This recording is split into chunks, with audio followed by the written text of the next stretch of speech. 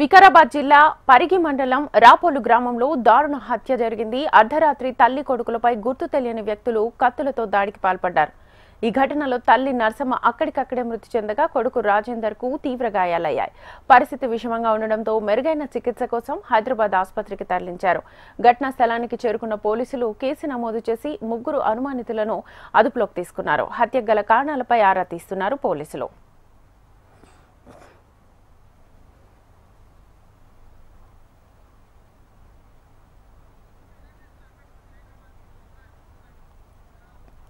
వికారాబాద్ జిల్లా పరిగి మండలం రాపోలు గ్రామంలో దారుణ హత్య జరిగింది. అర్ధరాత్రి తల్లి కొడుకులపై గుర్తు తెలియని వ్యక్తులు కత్తితో దాడికి పాల్పడ్డారు. ఈ ఘటనలో తల్లి నర్సమ్మ అక్కడికక్కడే మృతి చెందగా కొడుకు రాజేందర్ కు తీవ్ర గాయాలయ్యాయి. పరిస్థితి విషమంగా ఉండడంతో మెరుగైన చికిత్స కోసం హైదరాబాద్ ఆసుపత్రికి తరలించారు. ఘటనా స్థలానికి చేరుకున్న పోలీసులు కేసు నమోదు చేసి ముగ్గురు అనుమానితులను అదుపులోకి తీసుకున్నారు.